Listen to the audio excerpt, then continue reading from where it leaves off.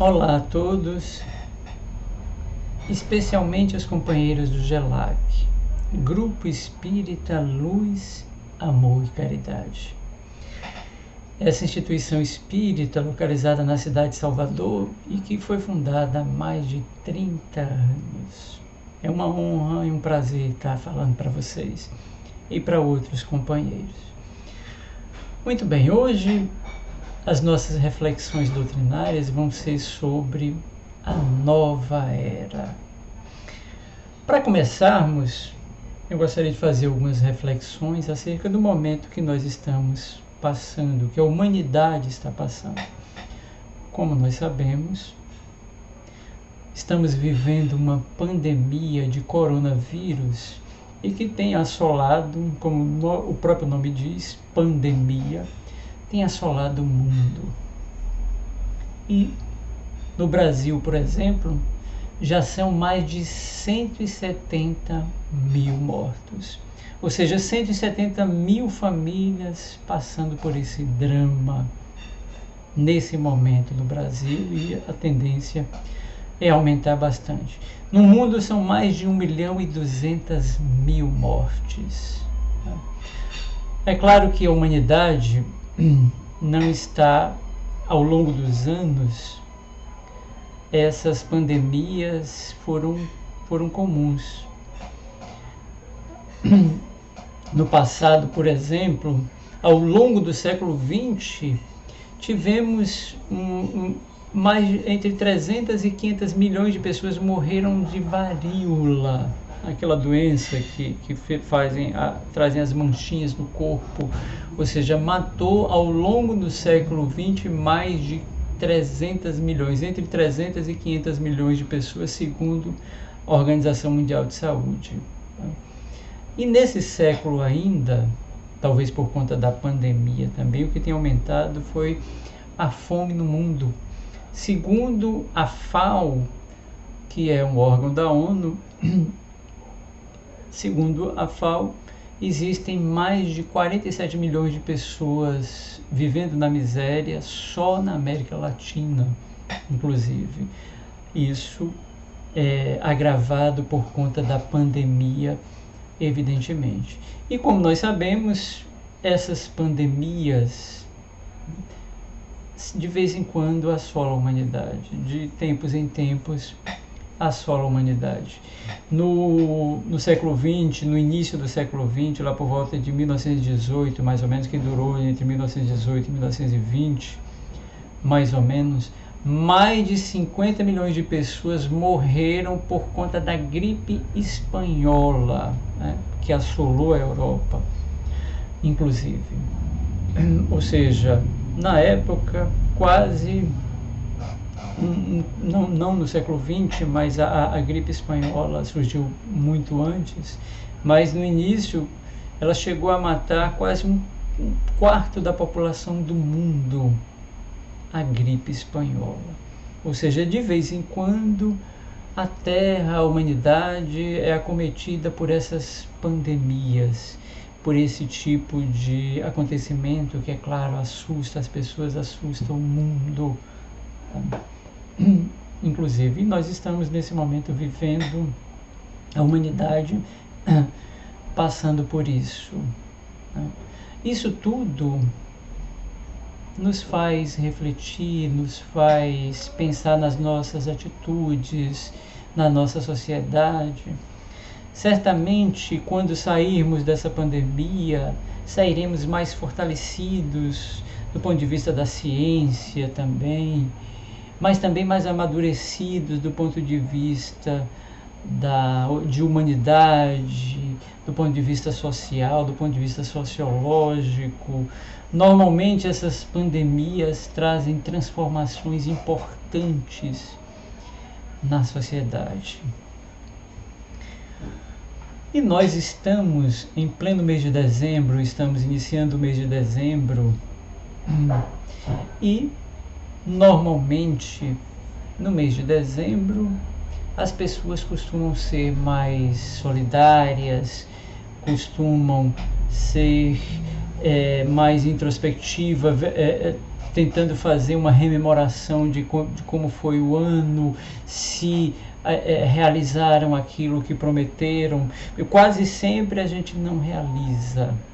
Quando fazemos uma avaliação no final do ano, quase sempre a gente não realiza aquilo que prometemos no início do ano, e no ano seguinte a gente se renova. É perfeitamente natural isso, né? Mas o que se observa nos últimos anos é uma ansiedade maior das pessoas, é um estresse maior. E no mês de dezembro, quando deveria ser o contrário, que é o mês do nascimento do Cristo, onde deveríamos voltar o pensamento a Ele, o pensamento a Deus, fazermos reflexões íntimas. E o que ocorre é justamente o contrário. Nós estamos mais acelerados, mais estressados, esquecendo um pouco do outro. Nesse momento nós corremos muito às compras, o que é natural, evidentemente, as compras de Natal, mas costumamos esquecer do principal aniversariante. Quem é o aniversariante nesse momento? Jesus, é claro. Imaginem um aniversário e o próprio aniversariante não ser convidado para o seu próprio aniversário. Muitas vezes isso acontece. Na sociedade de hoje em dia, nós esquecemos do próprio Cristo, esquecemos dos seus ensinamentos, dos seus valorosos ensinamentos. Nada contra lá o senhor de vermelho, barbudo, de barba branca, barrigudinho, com um saco vermelho nas costas, trazendo presentes. É uma fantasia linda para as crianças, mas nós não podemos esquecer do verdadeiro aniversariante, que é Jesus, e que nos convida às reflexões, às mudanças íntimas, às mudanças de atitude em relação a nós e em relação ao outro, em relação ao próximo. É claro que nós observamos esse estresse, essa corrida, essa ansiedade toda, mas também observamos ao longo dos tempos uma mudança nas pessoas. As pessoas, do ponto de vista geral, elas estão mais solidárias, elas estão mais atentas, tá? Mas esse é um momento importante para isso. Esse é um momento importante para renovarmos essa solidariedade, né? Não só com o outro, mas com nós mesmos, conosco mesmo, tá? E nesse momento, como nós sabemos e já foi falado, o planeta está doente, justamente por conta dessa pandemia. E é mais um motivo para as nossas reflexões íntimas, para as nossas atitudes melhoradas em relação ao outro e em relação a nós mesmos. A humanidade necessita de Jesus, mas um Jesus descrucificado. Não aquele Jesus da cruz, né? Mas o incomparável terapeuta, o incomparável educador, o maior homem que já surgiu na Terra, né? Justamente para as nossas dores atuais. Nós devemos recorrer a Ele. Não tenhamos medo de recorrer a Ele. Certamente Ele nos atenderá. É desse Cristo que nós precisamos, é desse Jesus amigo, irmão, que nós necessitamos nesse momento, que cada um de nós necessita nesse momento. Muito bem, segundo as tradições religiosas do nosso planeta, o mundo ao longo do tempo recebeu várias revelações, e nós vamos trazer algumas delas aqui. A primeira delas, a mais importante delas, foi através de Moisés, o chamado Filho das Águas. Aliás, esse é o significado da palavra Moisés, nascido das águas. Ele que veio lá das tradições, né, de Abraão, Isaac, Jacó, da tribo de Judá, Ele veio, segundo as tradições, para libertar o povo egito, que já estava cativo há mais de 450 anos de escravidão. E aí ele pega esse povo, arrebanha esse povo, sai do deserto e peregrina por mais de 40 anos em busca da terra prometida, em busca de Canaã, a terra prometida. E lá nessa peregrinação, Moisés recebe as leis, né?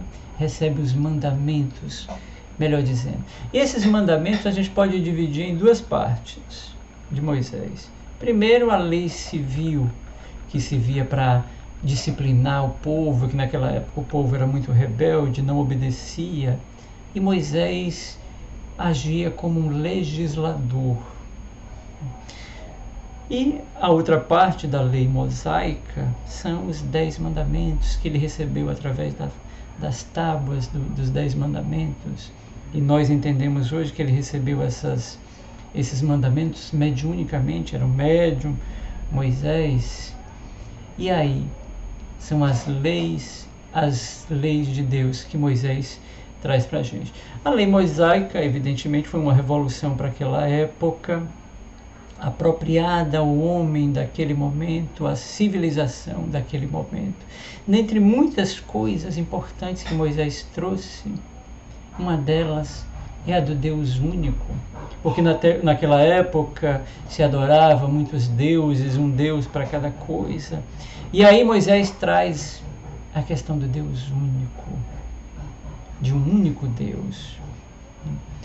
Anos depois, séculos depois, melhor dizendo, Deus envia à humanidade Jesus, o Cristo, que veio cumprir as profecias que revelavam que ele viria trazer os ensinamentos.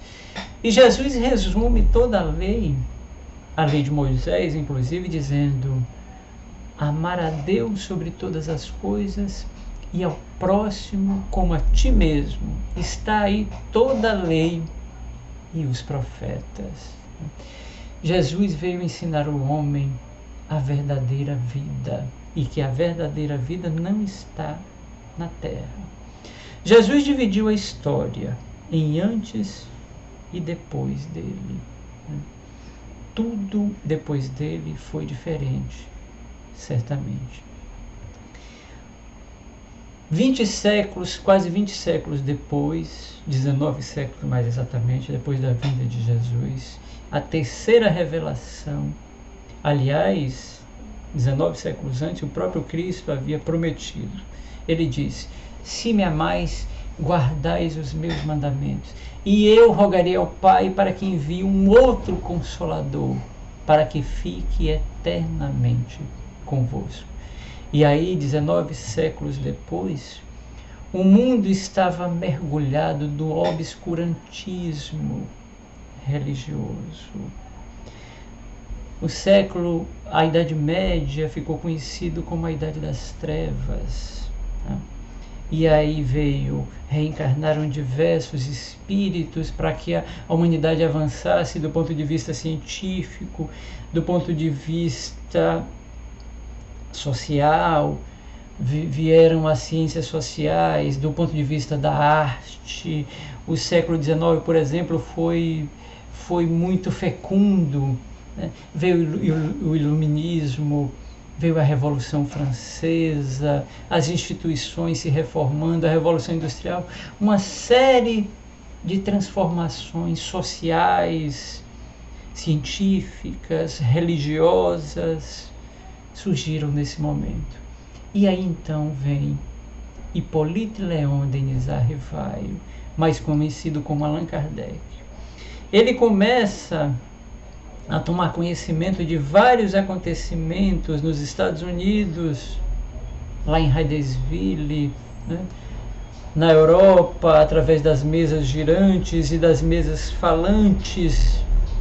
E aí ele toma conhecimento desses acontecimentos todos que vieram chamar a atenção da humanidade, chamar a atenção dos intelectuais daquela época.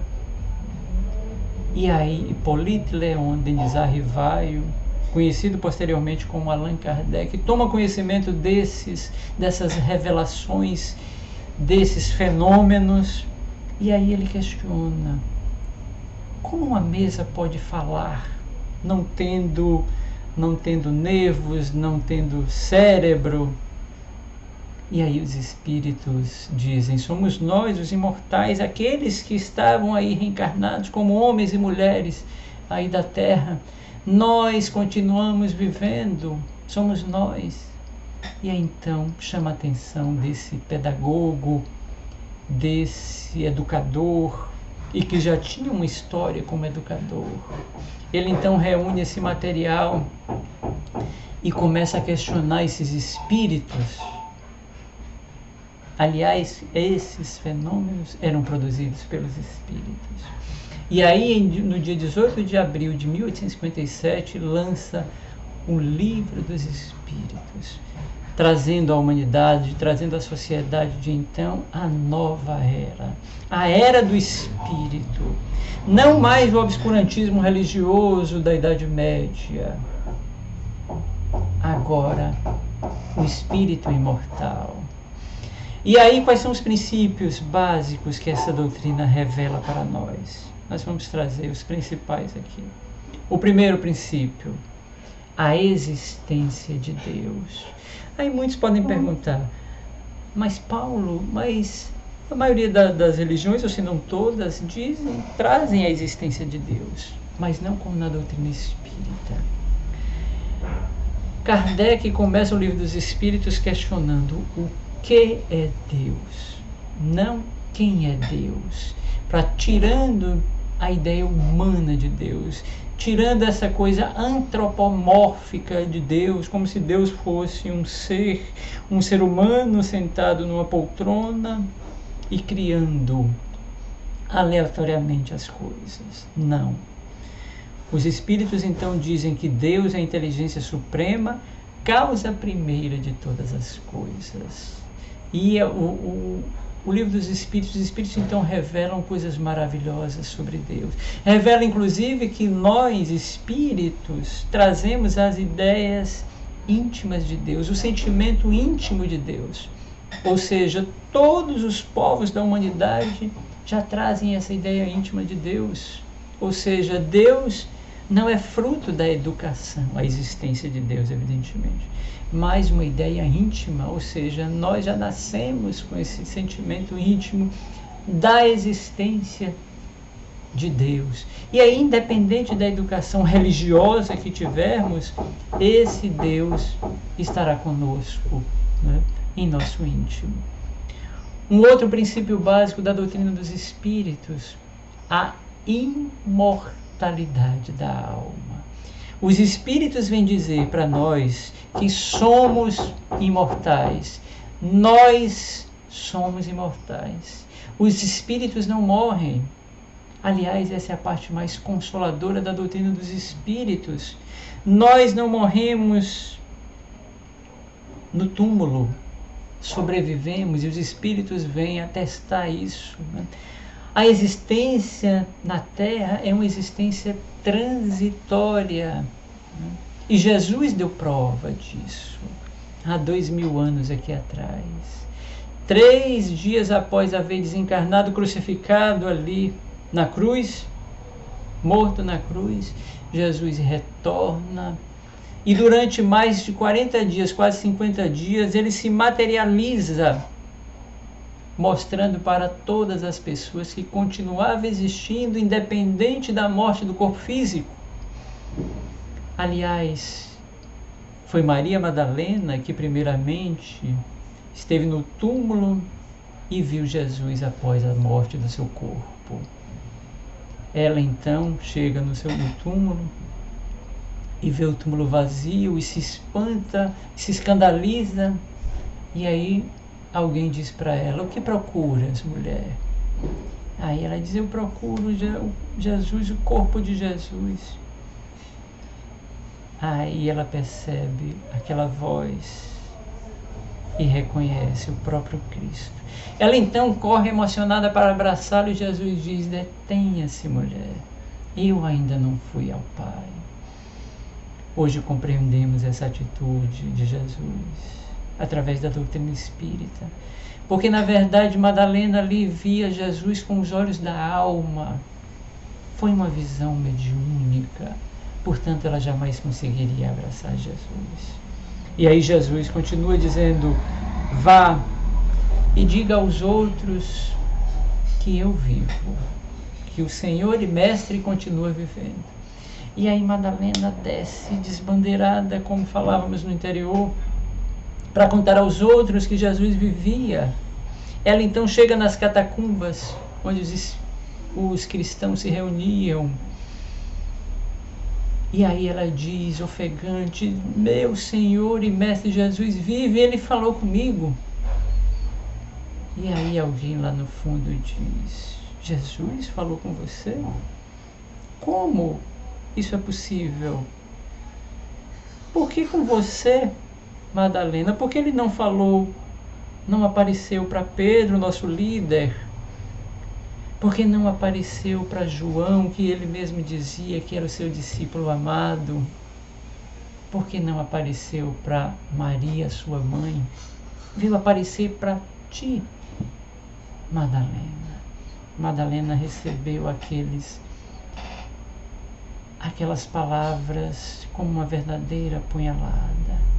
E aí ela rememora em sua mente a sua situação de meretriz, de antiga meretriz, as suas ilusões que ela vivia.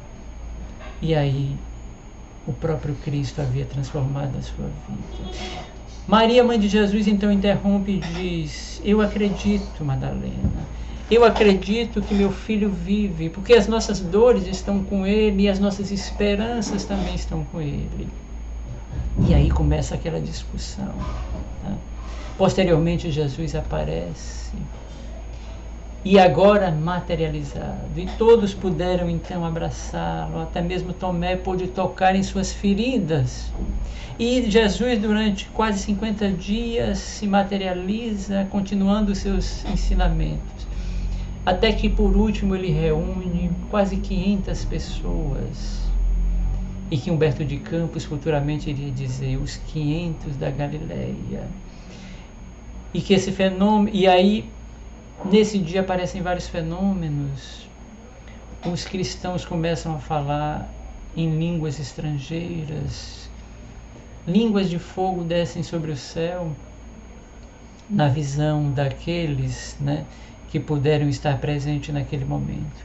E aí Jesus, no meio daqueles fenômenos todos, ascende aos céus, dando a entender que se despedia, fisicamente, é claro, porque permaneceria eternamente no coração e na mente daquelas pessoas que ali estavam.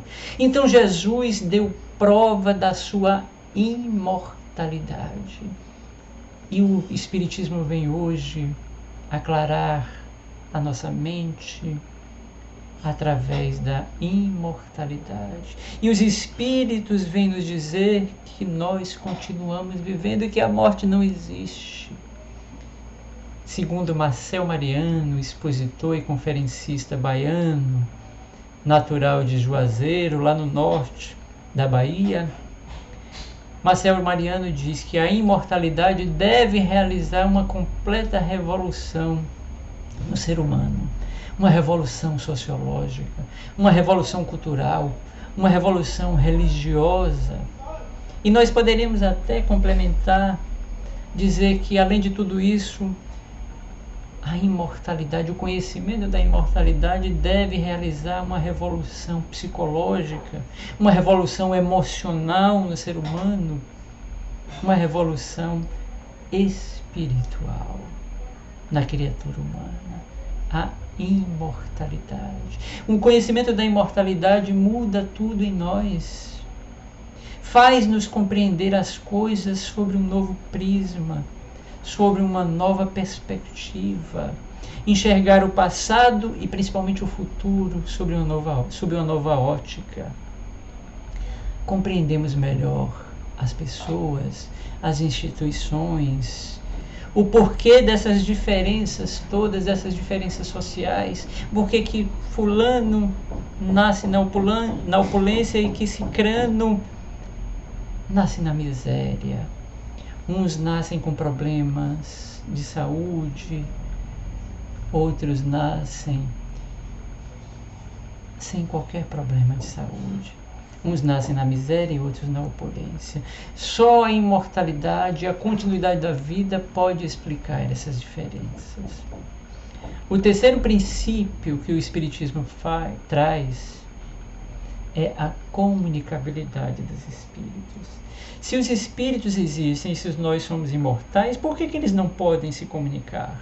Porque alguém que foi caro a mim, uma mãe, um pai, um avô, um marido, uma mulher, não pode, e que já retornou ao mundo dos espíritos, não pode se comunicar? Podem. O próprio Cristo deu prova disso,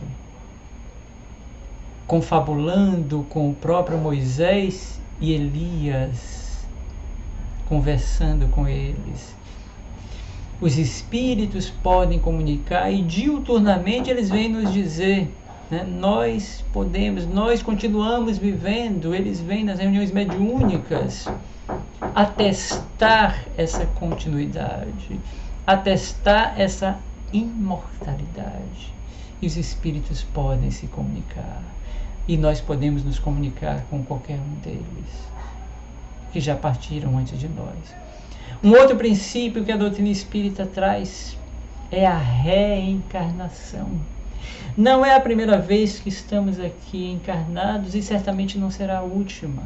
Nós reencarnaremos quantas vezes forem necessárias para evoluirmos até chegarmos à perfeição relativa, evidentemente, porque só Deus tem a perfeição absoluta. As diferenças que se observam nas criaturas é justamente porque uns já avançaram mais, já reencarnaram mais, são espíritos mais experimentados, já reencarnaram diversas vezes, enquanto que outros ainda estão na infância da evolução espiritual. Daí as diferenças que se observam nas criaturas, né? Ninguém poderá ver o reino de Deus se não nascer de novo, disse Jesus nesse memorável diálogo com o senador Nicodemos, o senador dos judeus. Ninguém poderá ver o reino de céu se não nascer de novo, ou seja, reencarnar quantas vezes forem necessárias até evoluirmos, até progredirmos, até crescermos. E a reencarnação é a chave para a compreensão de muitos fenômenos existenciais, essas diferenças sociais que se observa. Só a reencarnação poderá explicar. Porque senão Deus não seria justo. Nós acreditamos que Deus é justo, não é verdade?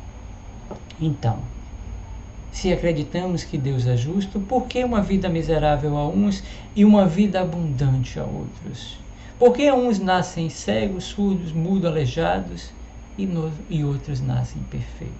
Por que uns nascem na Europa e têm a melhor educação e outros nascem no interior da África, passando fome, inclusive? Só a reencarnação para explicar essas diferenças. A reencarnação é a chave que explica todas essas diferenças sociológicas da criatura humana. Vou beber uma aguinha aqui.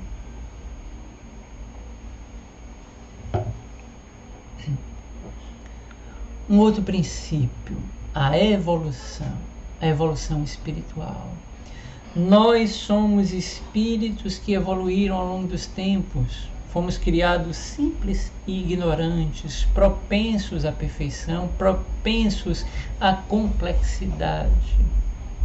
E aí vamos evoluindo. Aliás, tudo na natureza evolui, tudo se modifica é o princípio da impermanência. Nada fica estanque, nada fica parado, tudo se modifica, tudo se melhora, tudo se renova ao longo dos anos, ao longo dos séculos. A própria Terra não é a mesma que 5, 10, 15 mil anos aqui atrás. Tudo evolui, tudo se modifica, tudo se renova. O Espiritismo, que inaugura essa nova era na humanidade, realiza uma verdadeira revolução, mas uma revolução moral. É uma revolução social, é uma revolução íntima em cada um de nós. Lá no Livro dos Espíritos, que é a principal obra da doutrina espírita, é a obra básica do Espiritismo, Allan Kardec lança a seguinte questão aos espíritos. Está lá a pergunta 799. Né? De que maneira o Espiritismo pode contribuir para o progresso da humanidade, das instituições, da sociedade, enfim? E os espíritos então respondem: destruindo o materialismo, que é uma das chagas da sociedade, é uma das chagas da humanidade. Aliás, quando o Espiritismo surgiu, né, o materialismo estava muito em voga. O Espiritismo vem justamente derrubar esse materialismo, trazer as provas incontestáveis da existência do espírito, da sobrevivência do espírito após a morte do corpo físico. Então o Espiritismo traz uma verdadeira revolução moral, uma revolução íntima de cada um. A preocupação da doutrina espírita é tornar o homem melhor. Nós espíritas não estamos preocupados em tornar os outros espíritas. Aliás, certa feita, Chico Xavier, né, o médium uberabense, que já retornou à pátria espiritual, certa feita ele foi procurado por uma senhora já idosa e disse: Chico, o meu marido é perfeito. Ele é compreensivo, é amoroso, ele ajuda nas tarefas domésticas, é um marido maravilhoso. Ele também é um pai excelente. Temos 2 filhas, ele conversa com as filhas, dá bons exemplos, ele auxilia, enfim. É um ótimo pai. Ele é também um excelente profissional. Ele cresceu, né, profissionalmente, é muito elogiado. É um ótimo profissional. Respeita a todos. Mas ele tem um defeito, Chico. Aí Chico olhou para ele e disse: qual é o defeito desse homem, meu Deus do céu? Ele não é espírita, disse ele. Aí Chico disse: minha amiga, se ele é um pai amoroso, um marido exemplar, um profissional perfeito, ele é um verdadeiro espírita. Ele não precisa ser espírita no verdadeiro sentido da palavra, mas intimamente ele é espírita, não é? Certa feita, um padre católico que recebia os periódicos espíritas, né, mensalmente, ele lia os jornais espíritas, as revistas espíritas, leu o Livro dos Espíritos, o Evangelho segundo o Espiritismo, se convenceu daquelas revelações todas, e aí ele escreve para Chico Xavier e diz: Chico, eu vou abandonar a batina e vou me tornar espírita. E aí todos aguardando que Chico dissesse: venha para cá, venha para a doutrina dos espíritos. E Chico sabiamente responde: não, meu amigo, não faça isso. Se você abandonar a batina e vir para o espiritismo, você vai ser mais um espírita como nós, como os outros.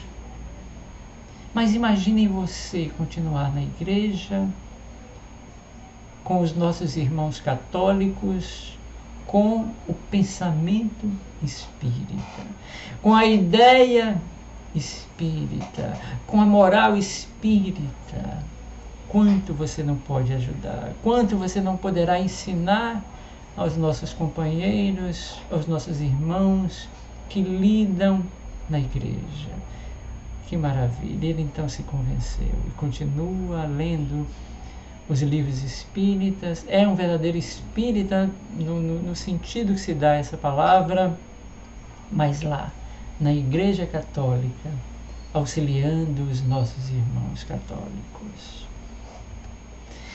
Então, meus amigos, o Espiritismo é essa nova era, inaugura essa nova era, essa era do Espírito. O Espiritismo não exige muito de nós, não exige que nós sacrifiquemos as nossas atividades, sacrifiquemos como antigamente acontecia aos cristãos primitivos, sacrifiquemos a nossa própria vida, a nossa própria existência.